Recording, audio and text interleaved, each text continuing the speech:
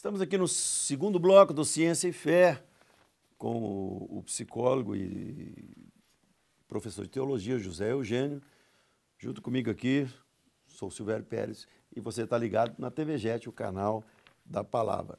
Eu gostaria de começar a encerrar, né? Nós temos mais 15 minutos ainda, citar algumas obras, né, de Jesus e seus discípulos no primeiro século, e até hoje esse nome continua operando. Sim. Se nós chegamos à conclusão que ele é o primeiro nome da humanidade, nós temos base para isso, porque como algo que já morreu continua vivo, primeiramente. Né? Que loucura é essa? É um milagre. Algo que morreu continua vivo.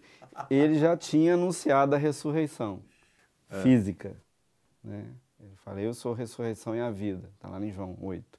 Ninguém vem ao Pai a não ser por mim. Então, o que nós temos de obras de Jesus? Não, inclusive, esse pode ser o maior milagre da história. Né?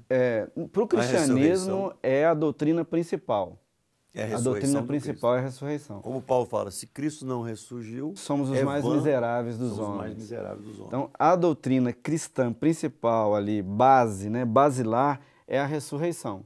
Porque se não houver ressurreição, não há salvação, não há regeneração, não há transformação, não há milagre.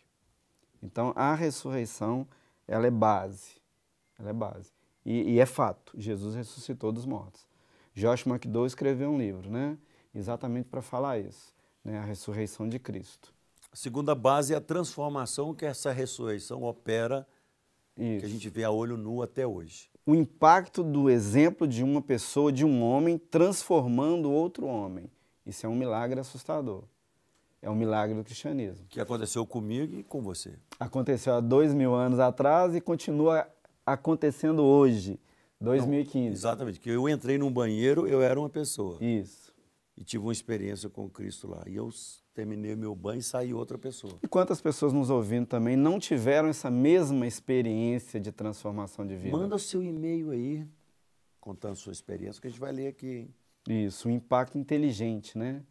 Então, hoje, o que nós podemos entender? A nossa fé é uma fé inteligente, ela não é uma fé abstrata, não é uma fé vazia, não é uma fé sem evidências históricas. A nossa fé tem evidências históricas. Os grandes cientistas do Renascimento, eles eram cristãos, né? Eram cristãos. Grande parte do... Kepler. Nós podemos dividir em vários campos. Exatamente. Impacto científico. Copérnico, Newton, né? Nas ciências, na matemática, nas ciências físicas. Leonardo da Vinci não era cristão, mas era judeu. Era judeu. Cria no Deus também. Exatamente. Então, o impacto sociológico, né? Transformação da sociedade, né? Recuperação de pessoas que estão ali à beira, na marginalidade. É um impacto social que nós temos desde a época, desde o resgate do leproso, na época de Jesus, que a lepra era uma doença incurável, né? Até hoje nós podemos ter esse mesmo impacto, né? Através da recuperação de um homicida, de uma pessoa que está lá mergulhada nas drogas. Então, esse é um impacto social inegável. Tem um outro impacto também, né? Max Weber escreveu a lógica do capitalismo. Né? Exato. Ele disse que é exatamente com o advento aí do capitalismo que a burguesia... Com a reforma, né? Exatamente. Que a burguesia surge como uma camada social, opõe-se ali, né, ao que é injusto na sociedade e transforma a sociedade através do capitalismo. Então, querendo ou não, o cristianismo influenciou até Marx, né, na construção da obra O Capital. Mas não tem como você não dizer que Marx não foi influenciado pela igreja primitiva. Exatamente. Então, tem a transformação sociológica, nós falamos dela, tem a transformação aí acadêmica, nós falamos dela, tem a transformação pessoal.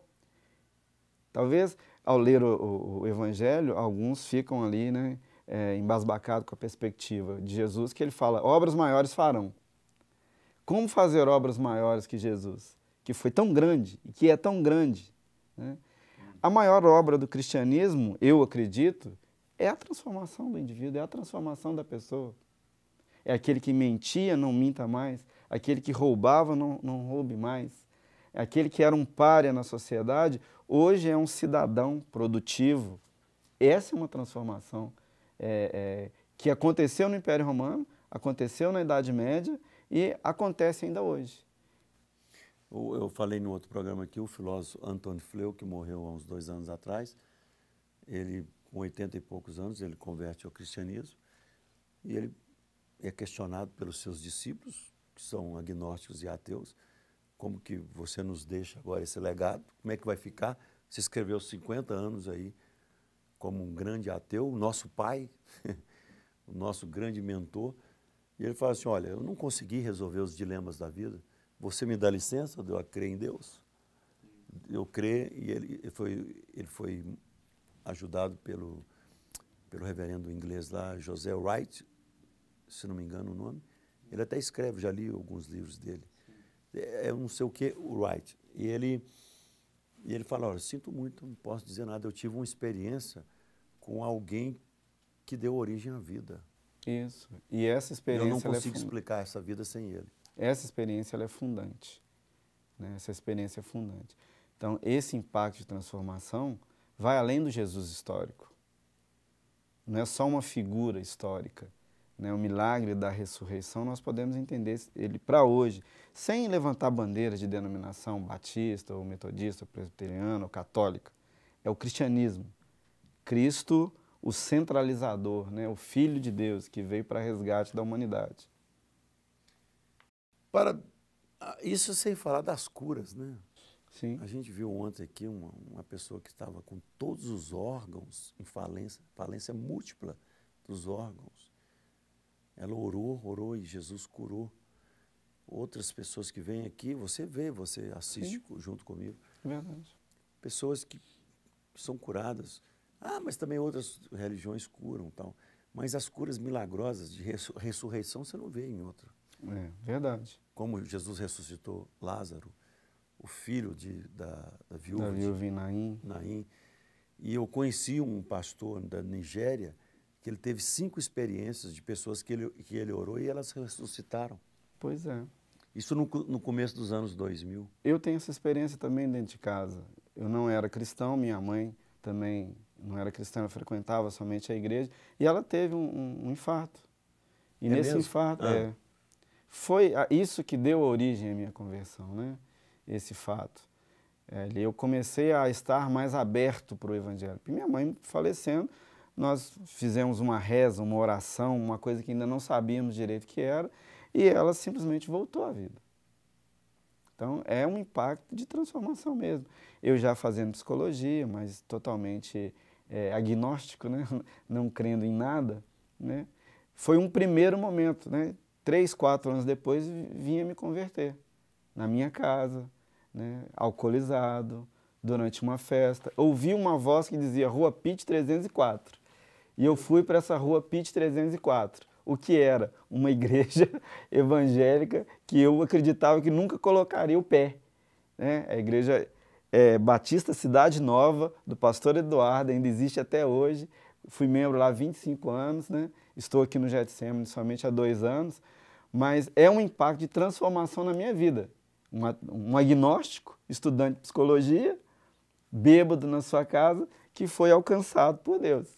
Está aqui falando. Estou aqui. Com esse maluco pastor. Então... Mas para a gente terminar, então, o José Eugênio, o que diferencia o cristianismo das outras religiões? Isso. Qual a sua visão, assim, como teólogo agora? Então, Jesus é o homem, né? Jesus é um nome comum, haviam vários lá em Israel. Jesus é a forma grega. Né? No hebraico... De Yeshua, né? Josué. Que é Josué, né? Exatamente. Então, Jesus Cristo, Yeshua e Hamashia, Jesus o Messias, é o Filho de Deus, é o Deus encarnado. Né? O que é distintivo no cristianismo em relação às outras religiões? Deus se faz presente. Deus se manifesta a nós de forma pessoal. Talvez o que mais deixa aquele que não é cristão, né, perplexo, é ele dizer que ouviu a voz de Deus, que Deus falou com ele, que Deus se revelou a ele de forma pessoal. Então, isso é distintivo no cristianismo. Deus se revela de forma pessoal no seu Filho, que encarnou, morreu na cruz do Calvário, por mim, por você, E isso transforma a nossa vida. Isso nos dá sentido à vida. O cristianismo é mais do que uma religião, é uma filosofia de vida. É um convite a imitar Jesus, a fazer o que Jesus fez e faz até hoje. Então isso é distintivo nas religiões. Talvez o budismo, o judaísmo, né? Na procura até Deus, Deus se faz ausente deles, Alá, né? Agora, no judaísmo também, o eterno, né? Ele não tem tanta proximidade assim com os seus fiéis, com os seus seguidores. Agora, no cristianismo, não. Deus desceu lá do céu e se encarnou na pessoa do seu filho, e encarnando na pessoa do seu filho, se identificou, se fazendo como nós. E se fazendo como nós, pôde entender as nossas fraquezas, as nossas lutas, os nossos problemas, e morrendo lá na cruz do Calvário. Nós cremos assim, nos deu oportunidade de salvação e vida eterna. E é impressionante que ninguém chamou responsabilidade para si, né? Tanto quanto Jesus, não. Não, ninguém, assim. Você lê Maomé, Maomé não fala, eu sou a resposta, o caminho, a verdade, a vida.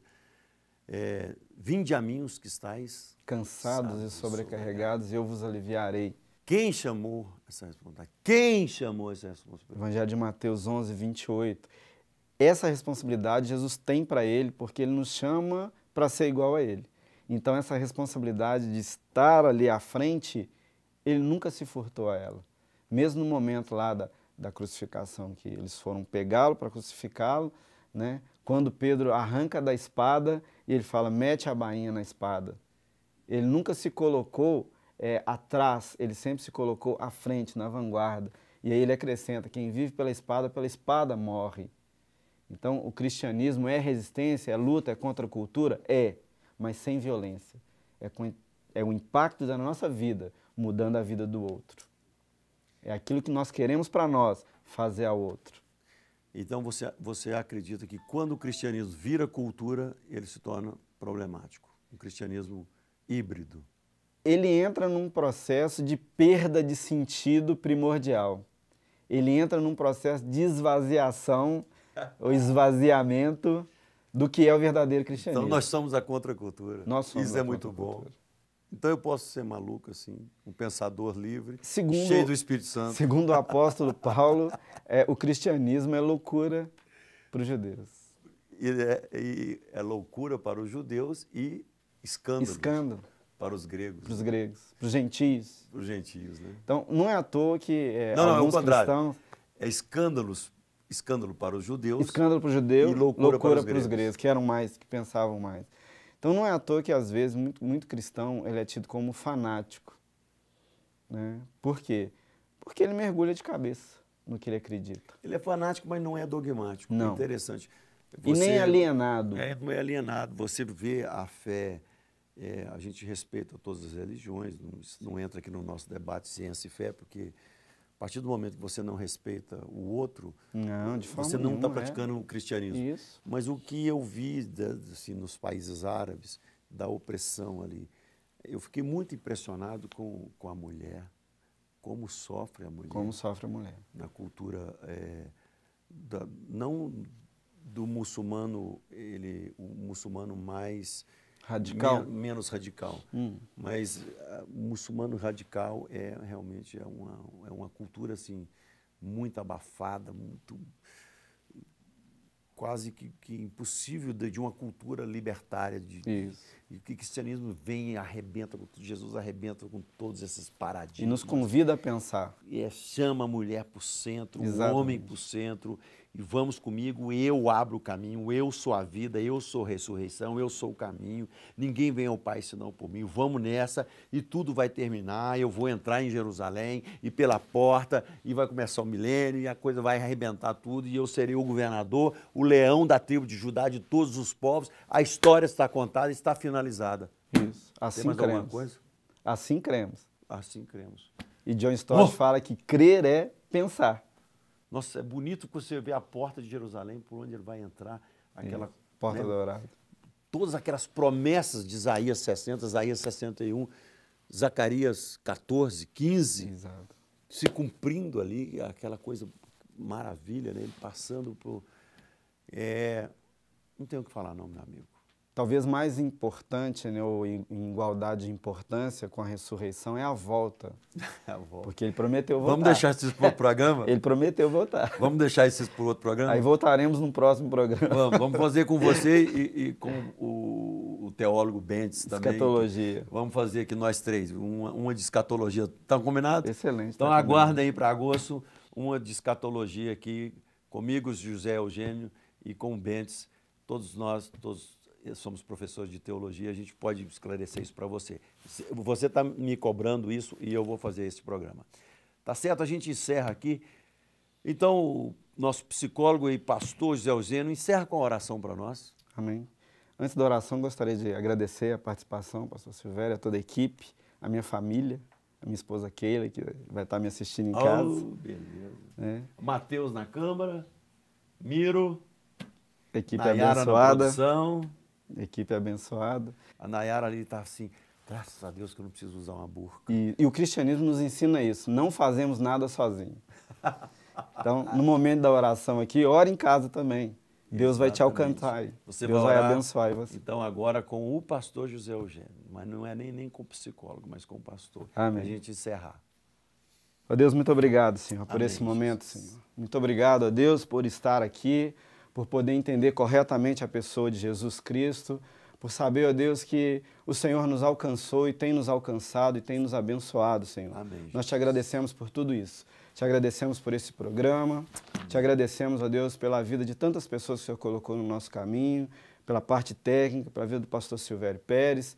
Meu Deus, continue abençoando, Senhor, de forma sobrenatural a Igreja Getsemane, para alcançar, ó Deus, vidas cada vez mais. Usa a vida do pastor Jorge. Toma, Senhor Deus, esse ouvinte Amém. que está aí nesse momento. Amém. Traz a tua graça, traz a revelação perfeita do Senhor como Filho de Deus, alcançando nas suas lutas, nas suas dificuldades, sabendo que há alguém que se preocupa com ele. E esse alguém se chama Cristo Jesus. Ó Deus, nós te agradecemos por isso. Continua operando milagres, Senhor, porque nós precisamos do milagre do Senhor cada vez mais. Precisamos ser o milagre do Senhor. Muito obrigado, ó Deus, em nome de Jesus. Amém. O nosso e-mail está passando aí embaixo e você, discordando, concordando, mande o seu e-mail para nós, que eu teria o prazer de responder. O Ciência e Fé termina aqui, meu amigo. Você é o nosso convidado. Vai estar um dia conosco aqui na Getsemane, tá? Temos culto todos os dias, todo horário. Essa igreja aqui é cheia de alegria e cheia de culto também.